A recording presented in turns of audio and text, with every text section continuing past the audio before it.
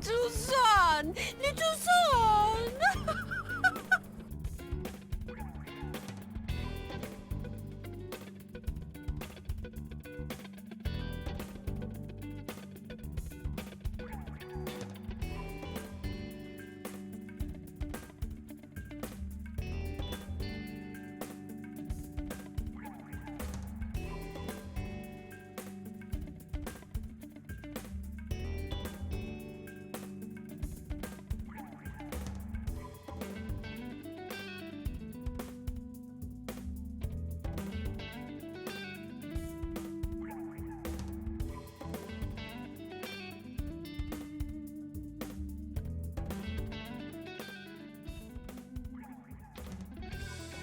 Welcome to ChaoticCalling podcast. We are joined by you know who, me. And then we got Nameless over there. We got Deadmeat over there. There we go.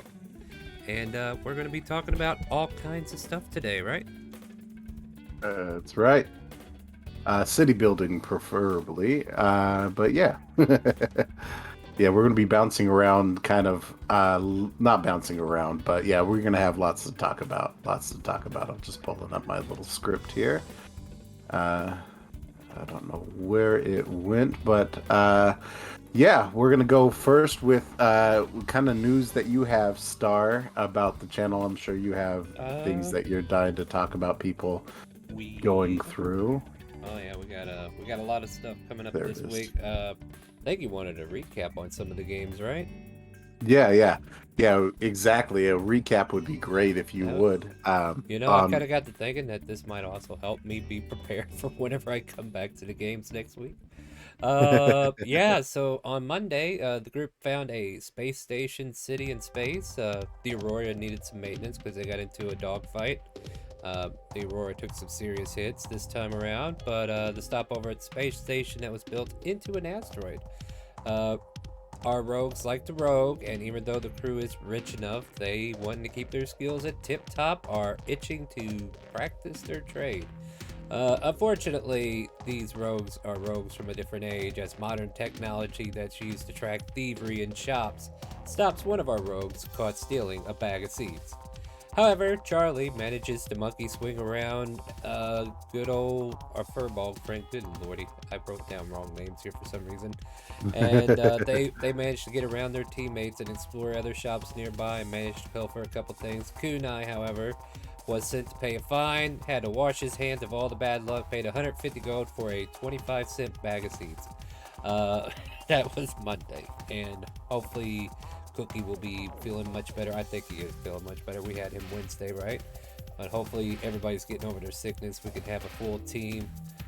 Wednesday, Ishtaria and her party made their way to meet a Phoenix to help them. We've had a lot of chaos on Wednesday because it's just one cluster of events after another. First, we were leveling up, and Daisy got to become a cleric of Shella. And then, she kept saying I must be her favorite.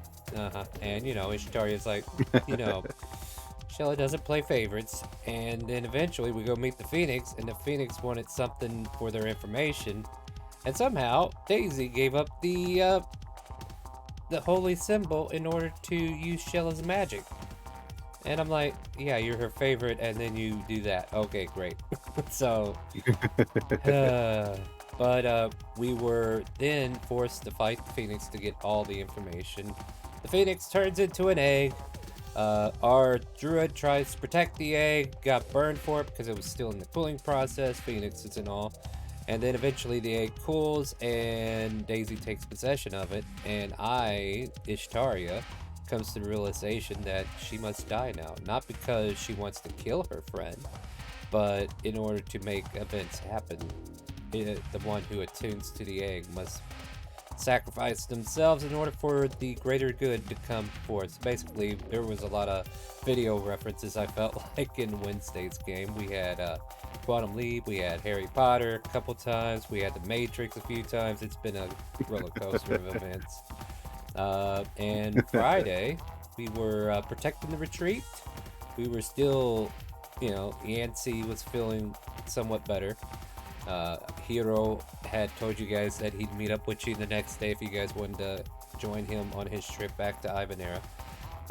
Basically, you guys did help defend the retreat from some direwolves and a troll. The party is now traveling to Ulubadak to see the University of Ivanera. All signs points to Professor Elasophagus, who might be thinking of doing evil things with the unicorn. So you guys have taken an interest in that arc, and as a preview of Ivanera, Saturday, 6 p.m. It is an open roleplay, which means anybody can play in this game as well.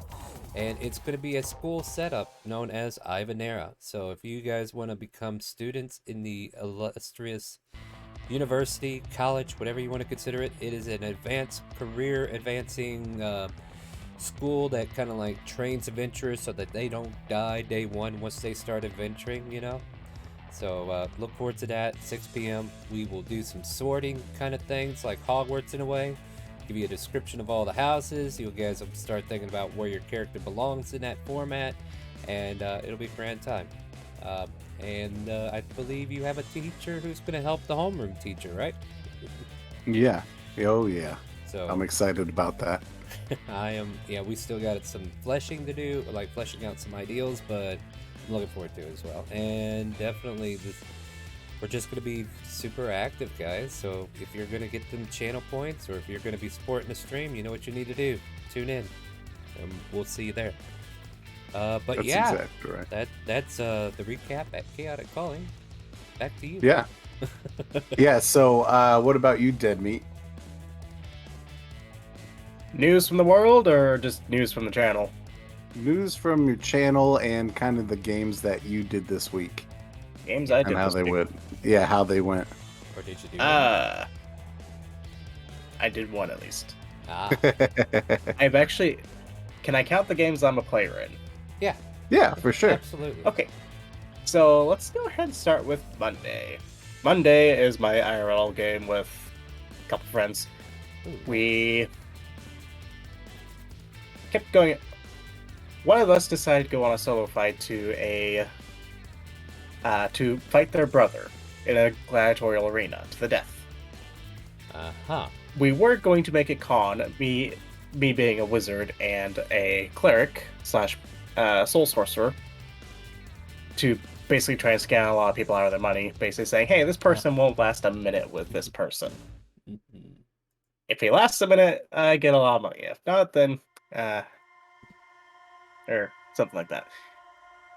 However, before we can get there, we are waylaid by another one of that person's brothers, who proceeds to fight us, kill us just quite yet, because they want to hold off, and proceed to use us as bait to get the person who's off fighting in the fighting pits back to the house so that they could kill them. Spoiler, that did not happen, as he got not one, but 3 people there, and we proceed to kick the crap out of him. That was it for Monday. Tuesday, I was a little tired, so don't quite remember everything. Oh yeah. We made our way around. Basically, my paladin constantly tried to make a point of like, okay, look, people sure can change, but also, if they do bad things, then you should deal out the justice necessary. Yep. And that argument was constantly argued with by the bard. Oh, the bard having issues with the paladin? Nah. It's the rogue. Anyways, Yeah, that is definitely a can of worms. Go ahead.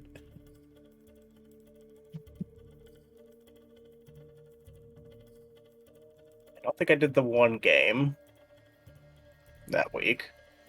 And then Friday, they started up their. So my Friday game, one of the players recently, their background is a pit fight. So I was like, oh, you know what? I have an idea. Tournament, battle royale, battle royale style. Let's go ahead and do this. Man, if So- only Right. Ragnoff was there. So the party went from the start got a few miles in, started knocked out two of the teams. I believe one of the teams was a veteran slash. One was all berserkers. I remember that. I can't remember what the other one was quite off the top of my head. And then, and also shenanigans too during that. And then Saturday, easily the most interesting one. I play another wizard in that one. The party is one of the players just got stepped on by a giant. We were able to bring them back, You know, Oh man. whenever and you want to get stepped on, I mean, there's better ways, guys.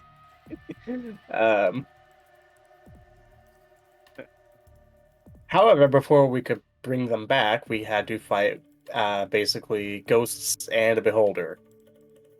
That was an interesting fight,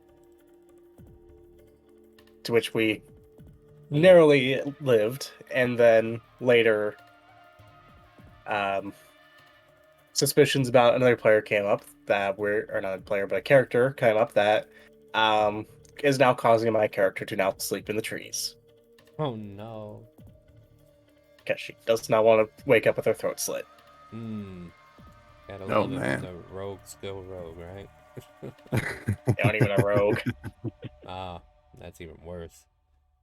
Well, And then I think like for my game, the only I would say like it started off really simple, like most games are. You know, we're waking up, we're in a tavern / inn.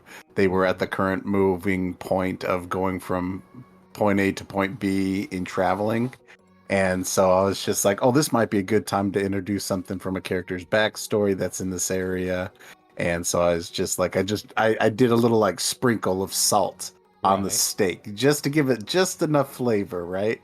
Chef And kiss. yeah, little did I know as a new DM that if you give it too much flavor, they bite Oh, way yeah. too much. Oh, yeah, they do. Yeah.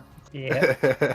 And so we derailed what I had planned for that entire session, and it was more just improv and try to make things on the fly as we went through and explored this character's background. And it turned out it was fun because we just did like some cave exploring, so there's traps and dexterity checks of like rushing waters and floods and swarms of rats, uh, to kind of help booster up whatever was coming. But yeah, it was intense. We rise as one. Basically, he just took the notes and said, Yep, that's exactly right. That's exactly Yep. right. You Deadmeat. know, this was a good idea when I started, but okay, we'll just file that under next year. Yep, that's exactly right. That's exactly right. And so, you do the best you can with it like any DM does, but it was a good experience for me to try to improv and get like, okay, so this is where they're going. Let's just put things down as they're moving with them, and hopefully you can keep up. Old Nameless. Yes, that's you're starting to learn to become a reactionary DM now. Right, yeah, the good Yeah. things, yeah, all Yeah, the balancing and honing of it. Um, but let's see. You say you're DMing. Did you create a city? Since we're kind of like leading into a city building, have you created a Yes, village yet yourself? Yeah. yes, that's a great lead into it. From what I've done from this homebrew world is we're going to two cities that I created. One was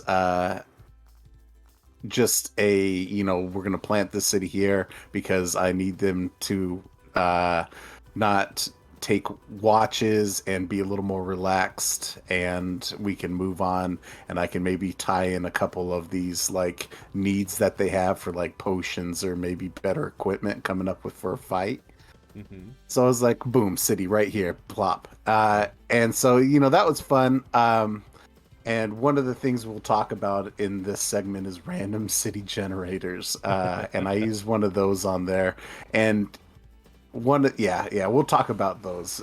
So I use that one. But the one that I created, the one that I actually took time to do, was a city called Luton. And it's got a beautiful, beautiful back shot of a mountain that when the sun sets, it goes right between the peaks of these mountains, right between the Ah, crevice. It's beautiful. Lots of people go there for ceremonies and weddings to try to get that magical moment painted in and live it there. However, there's been cultist activity there that has been, of course, making things tougher. The typical let's use some cultists to shake things up. tourism um gone wrong. It's the exactly. yeah. Yeah, that's a great way to put it. But yeah, so I had this little city that I started off, and it was literally just with an idea. um and Mostly I was like, okay, I need a city to fit in a what's the word I'm looking for here? Star and Deadmeat. A plot point is what I'm something for somewhere for this all to interact. And so I was like, we're gonna call it Lutton, Mm-hmm. and this is where we're just gonna put it together. And then it was literally just going through these tiny little steps of, let's find what does a city need, what do they want, and things like that, which is probably a great way to open it up, so I'm not just the only one Yeah. talking about my city. How about you guys with where do you start when you have a city? Do you start with a name? Do you start with a tavern? Is it just plot points that you have, or do you have them all mapped out and people come to them? Yeah. Me, I had most of my cities written it from a story that I've already been writing, right? Mm-hmm. Like Elsperia was a story before I created the D&D version of it. However, still have to make a city, right? Uh, Right. you may not know this, but Shandora is actually I think one of your questions, this is what I'm kind of like leaning on, is how do you come up like names for cities? Mm-hmm. Like Shandora was just a play off of Pandora, and I basically got that Oh. from Secret of Mana. Actually, there's a city of Pandora. I was like, we'll just call it Shandora, call it a day, and there you go. Yeah. But then Yeah. there's like other cities like Blackmore. I had its purpose figured out. Marsola, its purpose is figured out. Tynat Castle, Tynat Kingdom, Blackmore. We got Mages of the Arcana, and just pepper little random things in there as well, especially things that don't sound as sophisticated. What was there was a 3 building city, Belleville, I think it was. Yeah, Belleville going north towards the Arcana. Yeah, so naming can be silly names to more complex names. You could take inspiration from the world around you. That's kind of like what I did for some of them, and yeah, just that was my naming convention anyway. Right. Right. When you name them and you have like Shandor instead of Pandora, does that also help keep the idea of what you imagine the city to be, since that's its reference? mm, well, Or did you Secret. change it up completely? Oh, I had to change it up completely because in video games, there's only like so much in a city. Right. Right. But yeah. But no, I guess the other thing you kind of like we're going to be touching on is like populating the city, right? Mm-hmm. Like, what do you need in a city to get started, right? Basically, Right. tavern. That's it. That's all you really need. And then from there, you can build off of what I like to say is like you want to take inventory of your characters, right? And kind of like get an idea of what they're looking for because you wouldn't think of some of the things that they would want to see. Like, they want to go see a clothing shop, and that'd be the farthest thing from your mind. It's like, oh, that makes sense. Let me think about that and then put that in there, right? That's like Right. how the clothing shop in Shandor came to be. The hot springs was inspired to be there because of players, and like all these utilitarian type situations where you want to put the bare bone in there though, right? Like you need tavern, you need a perhaps a church, who knows. uh an adventurers guild's always a good start, and then you got a place for them to take quests and then go out do whatever you need them to do, and you need a place for them to spend that money, right? You need a Yep. general shop. You could just make it a general shop and have it do everything, or the more you divide the general shop into weapons and armor, that's more NPCs you can make for them to interact with, who might have their own storylines and stuff of that nature. I don't Yeah. want to over talk on that. I know I'm hitting 2 topics with 1 button, but this is pretty much Yeah. a big mess of a thing that could be easily thrown together in 1 quick answer. Not quick. Yeah. Detail. What about you, Deadmeat? So, when starting city building, right? That's where we're Yeah. at. Yeah. My Yep. brain sometimes go a bit scattered. It's okay. Starting it off, I'll take one of my own cities here that I have. Yeah. So first off, I think about okay, what? So this kind of goes into a little bit more world building, which we can touch on later. I think about first, okay, what is the country it's in? Because the world I have, I'll go and explain a little bit, is divided into multiple countries with an extremely expansionist kind of centered in the middle with the means to do it scientifically and militaristically. But basically, to the north, you have basically a kingdom of elves. To the east, a kingdom of humans. Basically, everything else basically is just imagine Germany and England during like the 20th century.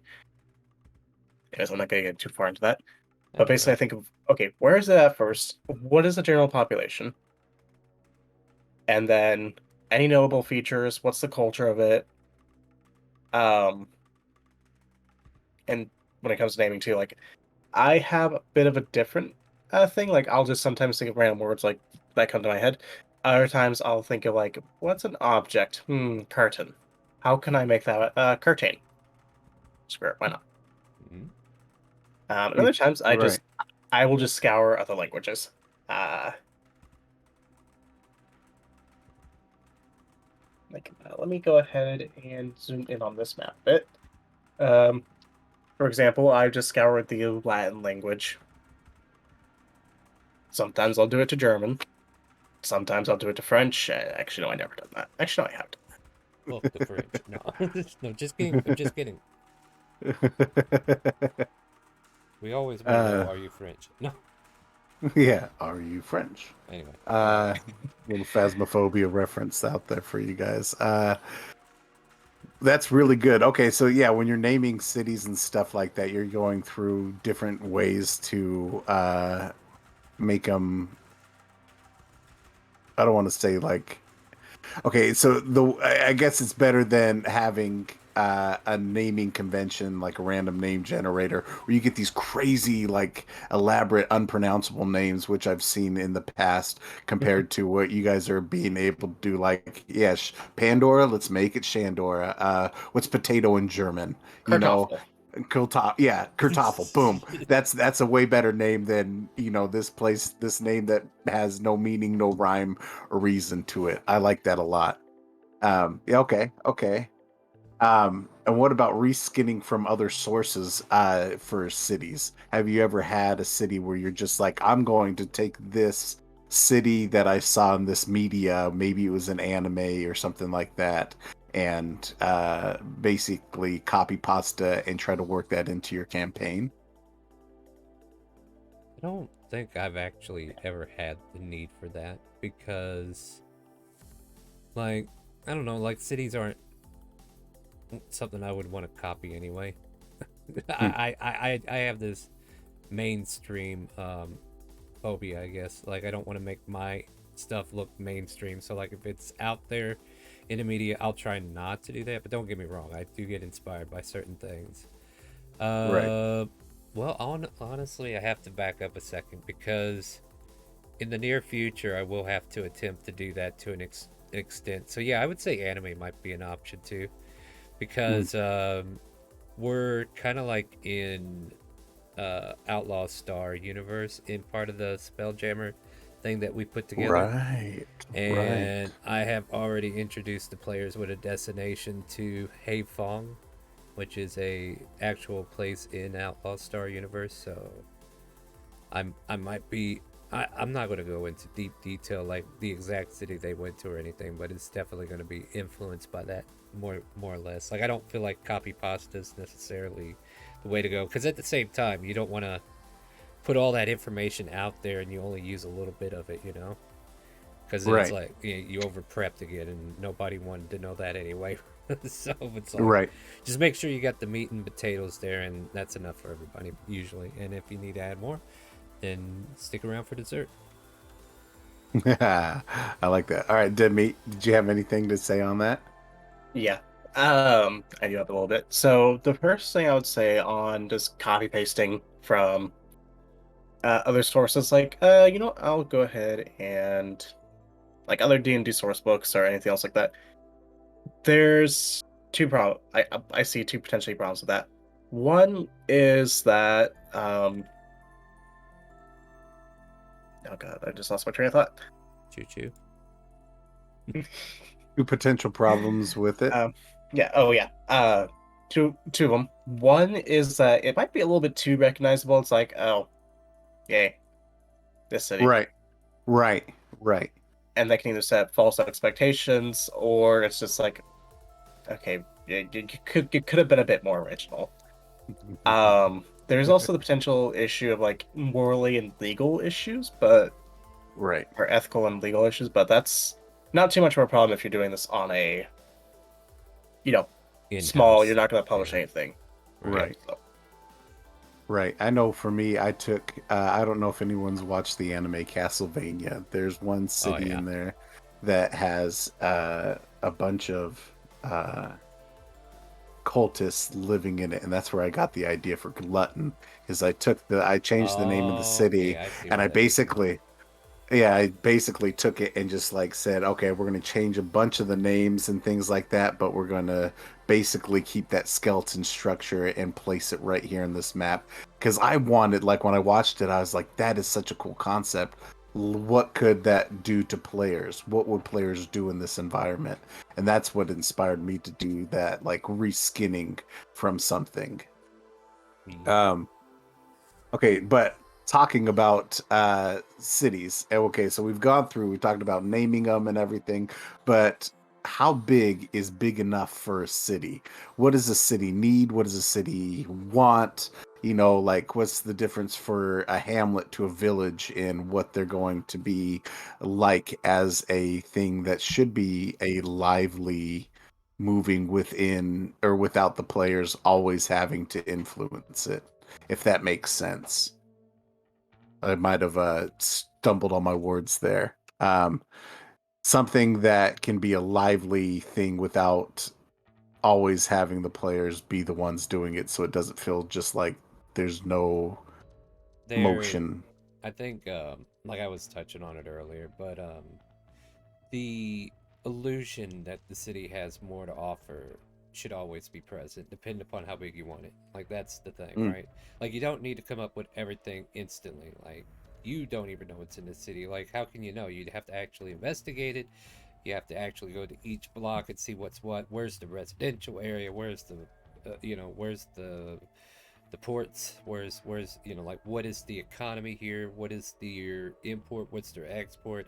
How does the city make its money? Maybe it's a mining facility, whatever. Like, that's another thing. Like, you need to think about the economic of the city, right? That will tell right, you whether if it's a farm field, then that's probably like your small little village that probably doesn't even have but a general shop, right? And right, maybe a little pub, but that's it. Whereas you got like a bigger hamlet or what have you, you got a pub, you got a tavern, maybe an adventures guild, some shops that people can go and visit to do trade, like leathers or dressmakers or general mill stuff like that.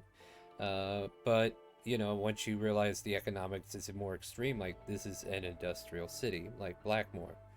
This city has its own mining facility nearby. This city has a port right there as well. They can ship it out and bring it in. They have export, import. It's right there on a coast. It can bring in imports from other nations, and then that just gives you the idea, okay, this is a big city. So, right, like, and that's the thing, like, not everything needs to be a shop, right? Because sometimes right, the players might need to get on a boat so they can jump off later. Explore the underwater city, whatever. But and you need a port. because this is an export city, hey, that's a good place to go. People in Shandor will tell you go to Blackmore or go to Pearl Lands or go somewhere that's not here because we're in the middle of the world, you know? So, Right. yeah, and the bigger it is, the more of illusion that you need to have. Like, there's more here, but unless you want to, like, come up and create this stuff right away, we can just put that on a back burner. And that's when you kind of, like, rely on the party to be like, tell me what you're looking for, because it may or may not be here, depending upon what you're looking for. So, like, that's, you know, just kind of like, what does the party need? Like, the DM can't Right. know everything, right? And if Right. they're, you know, like a taxidermist, I'm like, what? Or a bone smith instead of a you know, love you to death, Lexi. She wanted a bone crafter so she could make her bone scythe for her game because she took out the spine of a few dragonborn that she hated. Don't cross Lexi. All right, guys, got it. But you know, it's just random stuff like that. And then, do they actually have a business? Are they a private tier? Are they just an artisan that practices it as a hobby? Like, it doesn't even have to be an elaborate business. Yeah, so economics plays a big deal on how big you want the city and what you build around the economics. Like, they do a lot of farming, they do a lot of vegetation stuff or stuff like that. It's just, you can grow it off of that too, or make it as little, like this. That's their focus. They just farm, and that's it. The only one out there taking care of it is Moonstruck, and you'll be damned if you get anything out of him. Um, so, yeah. I don't know. Maybe I'm dancing around the question, but I think I kind of answered it. It's just like, I feel like it's Yeah. economics would help you determine the size of the city, and as far as having everything ready, no, don't put yourself into that. Like, you can take reference points from like other modules, like Waterdeep, right?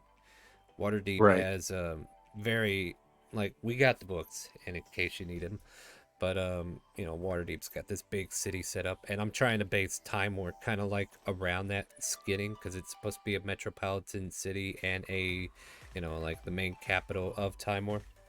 So, you know, just having that, there are many streets, there are many venues, there are many bars and pubs, and, you know, like multiple shops of different brands and stuff to make the city alive. But these are the main points of interest that you guys know about, but there could be more if you use investigation to find out what they are, and then, you know, that way you can kind of like build off of that. Okay, I think I'm done talking now. Sorry. No, that was very good. That was very good. Deadmeat. So I think you saw me break out the whiteboard. I did. Uh, I did. So, okay. So expanding on upon study when big is too big. First off, determine the size of the city. This could be settlement. This could be, you know, major town, i.e., basically, it gets enough foot traffic through there to warrant building up certain things like a large hotel or inn, a large tavern or two or five, but Right. nothing more than that. And then you have your major export and import cities that are basically your, you know, they're gonna be economic powerhouses in this country, like Star said. Yeah. Now, what I will and determining everything predetermining everything is tricky because like you could run into the thing of like there you could end up wasting time because they're not going to export. You could be you just overwhelm yourself and then you know you get into burnout basically. Hmm. And as Star said, like there you could take plot points from modules. In fact, actually, I think also they're doing modules that are designed to basically be mini adventures that you could drop into anything at this point, because Wizards is learning a little bit. Just a bit. Just a bit. We won't go into the Yeah. current dilemma of that, but anyways, That's a whole new podcast. Oh yeah. I'd like to do something. But anyways, and then there's also the thing of like, okay, at this point, when does it become like my cities are becoming cookie cutter and when are they not? Sure, you can flesh things out through economics or cultural, but hey, this is why I brought out the whiteboard. So, can we all see that just fine? Here, we can see it better now. Yeah. So let's say we have City 8, which is a major town. It's exports, so you expect to see just about damn near everything there.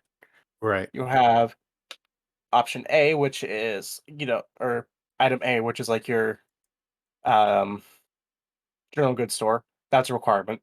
Everybody's going to need that. Item B is like, say, some sort of law enforcement. That is required as well. Now we move on to item C, which is things like taverns. Not Mhm. every city would need it because, if they're in range of another town, then they could go drink there. And then IMD is like your magic shops and specialized items. Right. I don't know. I lost my train of thought now. We were talking about taverns and the city didn't Oh, need yeah. them, and yeah, okay. Okay. Um, I mean, they're just at that point like optional things. But anyways, Yeah. then you move on to CB, which is you know smaller. All you need is the two basics: law enforcement and general goods. And then we have a hypothetical C, which is basically my arm's getting tired, Cool. and I feel like I'm starting to ramble, but how do I do that? Uh, Basically, has everything as City A.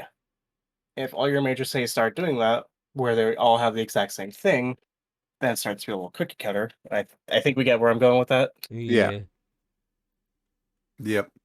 Oh, I should hit the mute. Sorry. Um, put that down. All right.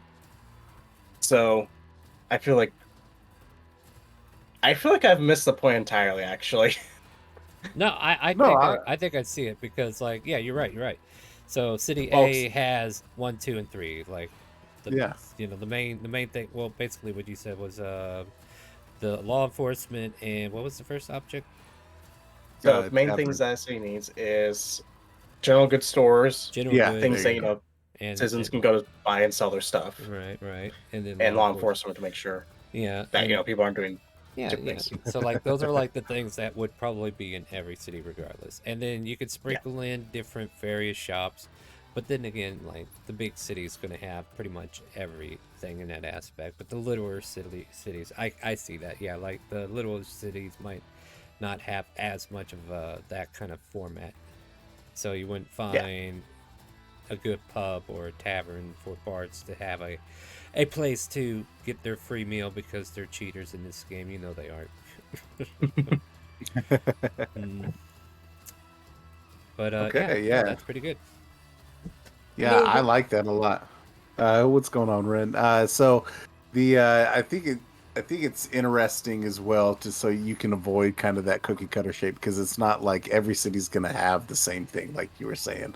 Everything needs to be a little bit more dynamic and have a little variability to it to keep, like you said, those cities feeling alive.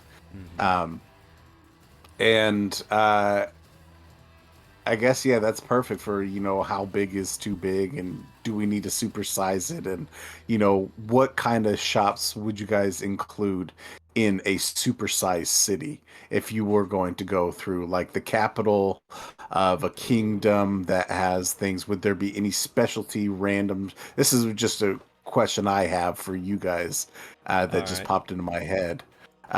Would there be any like specialty shops? Like I'd love one of the things that I do in my games now, Star, is I have my own versions of Moshimitos, Oh yeah. Trejo tacos, Yeah. just because I love tacos. Yeah. And so I made it a taco stand, but it's a very renowned taco stand that has tacos Yeah. from all different things. But see, you have these types of shops that are unique, Mm. that come through. What tell me about Moshimitos and Oh, different okay. shops like those? I was gonna lead off with one of the unique things about Timor that I don't usually detail anywhere else, and I think Deadmeat might remember this. But we have an auction emporium. So like one thing you wouldn't see in every Okay. city is like an auction house. And the main reason you would need an auction house is if you keep to reality with the value of like your rarer items, you're not going to be Hmm. able to just go to a shop and sell that. You're going to need somewhere more specific for that kind of thing. So you would take it to an auction house and have it curated and appraised and then actually auctioned off. And yeah, I actually have a rule set for Eleanor's glorified auctionaporium, located in the Timor Kingdom. Come on down. Bring your rare and legendary items. We promise we won't steal them right away. And yeah, so that's like an example of like a unique shop that's only in Timor. I mean, there could be variations of it elsewhere, but in that degree, it's there. Uh, Mishimitos. Oh, go ahead. I'd say in that game, we sold a chainmail +3 and got a shit ton of money for that. Yeah. We were set for the rest of the game. You were, yeah. Oh, that was a good game. So, and going off, like, Mishimitos was, well, like, I love the Japanese culture, and I wish I could experience it myself. So you guys are just living it through my own imagination at this point. So yeah, I looked for a Japanese naming convention for Mishimitos. I believe it has its own, like I think it has something to do with the confections or sweets or something like that. I can't remember what it was based off of. But yeah, just it was supposed to be very expensive too. So like every time a new player went there to eat, they had to rely on whoever brought them there to pay, or else they would like, I can't afford that. Oh no, Nameless. There you are. All right. Sorry. Fixing this. But like other places of uniqueness, like Timor has a few. Like I said, Timor was supposed to be my big city, right? Like similar to Shandor is a good city. All right, so Shandor has a trade center compared to like many of the other cities. They don't. So like if there's something you're looking for, you go to the trade center and say, "Hey, I'm looking for this. Can you put out the word?" And they'll try to find a vendor to try to bring that in, right? Like that's the and also like it's the center part of Tynek. So like all roads lead to Shandor. So if you wanted to distribute goods from like Pearl Lance and try to get them to the other locations in the city, it needs to come to this trade center, and then they kind of like it's like a distribution unit at that point. Right. There are bookstores. You don't need a bookstore in every plaza, right? We have temples dedicated to the gods, and there's another thing, like the god of the wind is going to be recognized in this city, but the god of fire is going to be recognized in this hellhole over here. You know, like so, like those there kind of like give you this is the same thing but different flavor because it represents a different god. I try to do uniqueness with like the magic shops. Like I still wanted them to be like magic shops. So like in the Timor Kingdom, they're called what do I call them? They're arcaniums instead of like. No, I think that's what they're. I think it's Parinthi I'm actually thinking of, and I gotta look at my notes for that one. I can't remember. But I did try to change up some of the naming conventions, or actually what the shops were. A florist, you know, bouquet. Yeah. You need flowers. Like, you'd be surprised when your characters start saying, we're going to set up a wedding, or we're going to go kidnap the bride, or something like that. Right? Fight pits. Not every city needs them, but we got them. Dan's dishes. What the hell was that? Oh, baked goods, yeah. Like, Mishimitos being unique, but, like, there's just the old mom-and-pop shops that I have scattered around the world as well. So, yeah. But what were you asking? No, that was it. That was exactly it. Yeah, just about those places that you have that are unique to your cities and things like that. That was perfect. Deadmeat, did you have anything to add to that? On supersized cities. So yeah, so the only first off, I'd like to say that the only cities that should be supersized, in my opinion, at least, are the capital and any major economic powerhouse in the world. So, and sometimes that is the capital. But anyways, right. I mean, I would hope it has some capital to it. anyways, so yeah, absolutely. And then kind of, I'm going to jump in here with what Ren had kind of brought in was just that general gathering place. Chat brought in is just like, so that could be a unique thing. I know thinking back to my hometown, our general gathering place was a unique spot compared to other towns that would all get together. So that's a really good tie-in as well. Before we get going too far, what about city visuals? What about maps for cities? Do you like to use them? Is it better? Do you like Theater of the Mind more? And how many maps would you think? I mean, that, yeah. Well, we don't need the how many maps, but, um, city visuals, maps of the city, Theater of the Mind. Is it better to just keep it open and let them imagine that? I've kind of used theater of the mind majority of the time. Like there Mhm. are few times I've actually created maps, like Farson. I created a map for that. I created a map for Timor, the castle front and everything. But like Shandor, I just can't put it down because I'm like, it's got to be pitch perfect, and I don't even trust myself with that. So, but no, I'd rather just have people to, yeah, just nine. What's going on here? Anyway, now I'm losing my train of thought.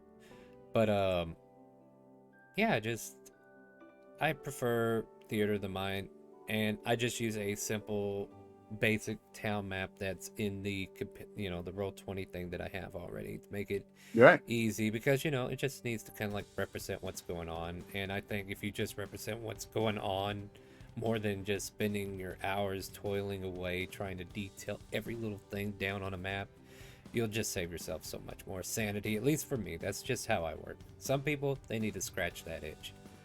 Right. Right. What about you, Deadmeat? I don't need to. So I think from the one shots you've all seen me in, I would much prefer using maps. Because that way I can at least visualize everything, see where everything is, and that way there's no inconsistencies at all. And if for those of you that do have trouble with making maps, programs can create, sort of. There are random map generators for towns and such, Yep. and you can always just reborrow or rebrand the names as needed. Mm-hmm. Basically, the idea there is just to get the visual and then go from there. Yeah. And I don't know, I was going with that next point, but anyways. Yeah, no, you get the visual. Some people, I know there's times where looking at maps, like when I've used programs like Don John or Cassoon or what is it, Watabu? Oh Uh, man, I haven't Also heard of a few of Incarnate. those. Yeah. yeah, Nice. or yeah, Incarnate. Those are great ones to just, use for inspirations if you're looking at like, oh, what do I want to put in the city? But I'm in the same boat. I don't think you need to have a map to represent the city because sometimes letting the players' imaginations uh, run with it can make it more unique. I like to have more of the unique setting of like, hey, there's like a obelisk in this city, or hey, there's a fountain that people go into, and they all seem to go and take a drink out of this one fountain every morning, like it's a religious ceremony. Things like that, I think, would be more unique because it brings to life the city more than I think a map would, and I think people visualizing it will. Mm-hmm. But that being said, I have a map for every city. Yeah. In my game, I have a map for every city because I have a lot of visual learning things that I need to have. So Oh yeah. sometimes being able to be like, okay, let me just put a little X here and draw out where you guys need to go. That helps me. Let's see what chat here is Yeah. saying. I know I my agree with. retreat map kind of looks like a freaking scribble. I But love that though. That yeah, IMVU yeah, because that IMVUs. that provides a new unique look at it. Yeah, I know. Like I don't bring it up because IMVU has a dark history too. But it's a good little virtual chat area where I've done a majority of Nini's roleplay.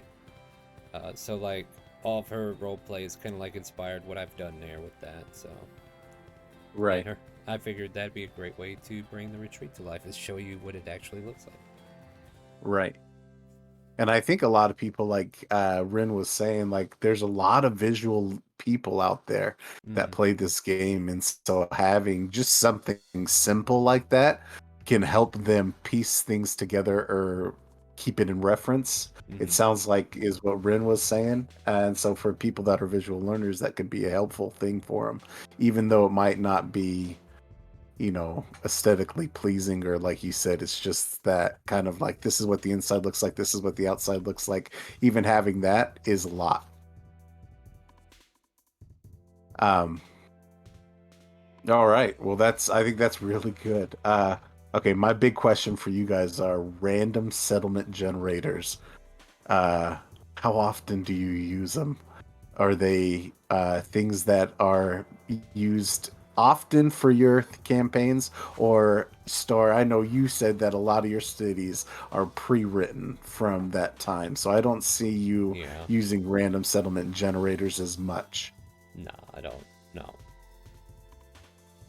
That's No, pretty much just my yeah, answer. okay, It's yeah. like, no, no, just not today, guys. Not for the lack of trying. Like, I would tinker with them because sometimes I might need inspiration, right? Right, And I don't remember ever dedicating myself to actually using one, but I tinkered with them a few times, and I just personally am not satisfied with either my way of working with the tools or just not understanding how to make it work the way I want it. But right. random generating, yeah, I mean, yeah, I don't use them. Sorry. No, Just no, that's fine. That's exactly what we wanted to know, and that's kind of the purpose of why you don't is exactly what I wanted to hear as well. The pros and cons of them. What about you, Deadmeat? Pros and cons of using a random settlement generator? Um, I mean, I would like to start by I don't use them as often as I'd like to because my party never goes to settlements. Like I have Hmm. them, they're not written out, but they just never go. Anyways, um, as per using it, pros they are quick to make usually. If Right, your computer's capable of making them quick. Um, you can generally just throw them in once you have them built. The downsides of them is 9 times out of 10 you have no control over how that generates, yep, and sometimes you might even need to go back in and do the legwork anyways. But yeah. I feel like yep, it's a trade off thing. Like on the one hand, yes, you do get your ability to be able to quickly generate things, but also you can go back in and rename things. It's how much work do you want to put into it is the question. right, right. Zero. I don't want to put any work into it. Since the generator's not going to do it for me anyway, I'm just going to do it myself. I'll just let past me deal with that problem. Yeah, it seems like Ren's in the same boat. Hasn't had any luck finding any random settlement generators that allow much customization. Yeah, I think like most of them, just like, Mhm. does it have shop A, shop B, or like you could Yeah. put a Right, couple things, or how rich the town is. But yeah, there's just like this own mental image of a city that you're creating, or like I think they could be used as a reference more than actually being used at all. Like you'd reference the ideal of what it could put out, and then you fill in the rest, right? Yeah, Like you're still right, gonna I have know. to do it. You're still gonna have to do all the work. So right, yeah, like don't get me wrong, there's going to be times where the party might be traveling and they actually do find a settlement when they want to take a break, so right. that might have some implications, but for me it's just like, well, these places probably so small that it's just like one guy and his farm and that's it, you know so Right. I feel like we should also quickly define settlement. When we say settlement, is like freshly built town, maybe a population of no more than 100. Correct? I would agree. yeah, Yeah, that sounds about right. I feel like that's Cool. important because I think now when it comes to like random town generators, no, I will not use those. All my stuff is already built out for the most part. Sure, I might have to go back in and fill it out once I actually get there, but cities are Well, named, is there. all Done. this talk here, I'm thinking I need to make a map of Ulupadot so that we'll be ready for Ivanera. Yeah, I got a feeling that might be something I want to work. Like I can see it in my headspace, but me trying to put it to paper or to image is not easy. So I don't know. Right. I'll see if I can find some way to do it because I think that might be something I should try to do. But yeah, you know me, I'm one of those DM who prepares more mentally than on paper. So Well, nothing wrong with that. Yeah, I think next, so as we're winding down here, kind of topping off the hour, next week we're going to be diving into the probably NPC creations, ooh, oh, or my favorite. yeah, the monsters, the NPC creations, and things like that.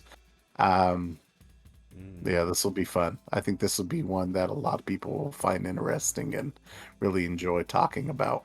Oh yeah, I will definitely love, especially after we have our first Ivanera session. I'm sure there'll be a lot of fun Right. stuff that I could talk about. Oh yeah. Oh Uh, yeah. yeah. Is there anything else you want to ask about city building or our opinions about anything, or do we want to No, wind down and? yeah, let's wind it down.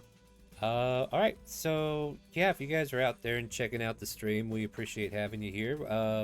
If you are watching this on YouTube, I will add a link to our Discord. So if you want to join the community, we do play Dungeons and Dragons. There's going to be 2 open campaigns happening. So come check us out. You can get into Twitch chat, twitch.tv/ChaoticCalling. I'll leave a link to. Now you'll just type !help if you want to get a link to the Friday game. I'll be making a new thing for Twitch here soon to make the Ivanera game available in Twitch chat as well. But yeah, join our community. You'll get links to the games from there as well. You'll be able to talk to all these nerds here about D&D and other things like anime and other, video games, all kinds of stuff. Tomorrow night at 6 p.m. we are not 6. I apologize. See, I got too many games happening at 6 now, and I'm like, well, shit. But Monday is always at 7 p.m. Central. If you guys want to come check out a D&D session, we're going to space. We're getting off an asteroid city where we're getting our ship prepared. This was originally supposed to be like a spell jammer-esque with outlaw star elements added to it. So come check it out. It's a lot of fun. We will be streaming video games through our downtimes off and on. I know me and Nameless like to play Phasmophobia. Deadmeat sometimes comes along with. I know you were with us that one time. Yeah, maybe we could get some Phasmo It's done. work. That's me. Yeah, it's work. I hear you, buddy. I hear you. Just saying, we wouldn't mind having you around when you're available and all that good stuff. So yeah, check it out. We also use Dixper on this channel. It's a great tool to kind of like spice up the games, whether it be D&D or Phasmophobia or whatever other games that we have available. Wednesday, let's just keep going with the schedule and then I'll get you guys out of here. 6 p.m. Central, we are going to be back at the Radiant Citadel. Friday is our open role play that happens at 6 p.m. And also Ivanera is going to be this Saturday, 6 p.m. The events are posted for the open games on Discord, so you can check the Discord for the event times. That way it translates it back to you and what the actual time is. New players will be coming from Discord first, and then also we'll be doing a forum recruitment similar to Friday and try to get people interested in joining us and help grow the community, all that good stuff. We're hoping to keep the gates open and continue to grow here as both a D&D and a gaming stream channel, and hope you enjoy this podcast. I'm sorry for ranting, but I felt it was needed. Hey guys, I'm done ranting. I'm gonna go take a break now. No uh problem. you guys were awesome. You guys have anything else you want to say before we head out? Like any announcements on your end, or like Nameless, you got a game coming up that you're doing? Like, are you going to stream some Phasmo tonight, or? Yeah, I don't know. I'm gonna stream something over at Nameless Unit at Nameless Unit on Twitch. I'm gonna stream something tonight. I'm not exactly sure. There's a couple of games that I want to touch in on that I haven't touched in on in a while. I know you said something about 14, right? Yeah, 14 or Are maybe you? even Tiny Tina's. Ooh, I'm up for either one.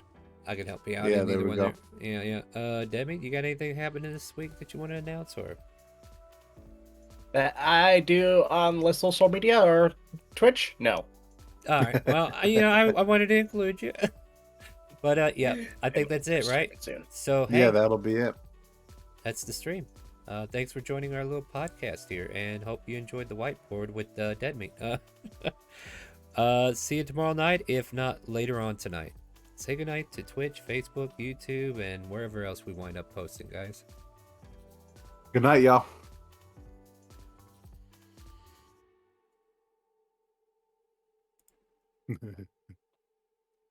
Wait. And we're gonna go find someone to raid real quick, guys. So if you want to hang out, get some more channel points, stay tuned, and make sure you ask them, do you hear the calling?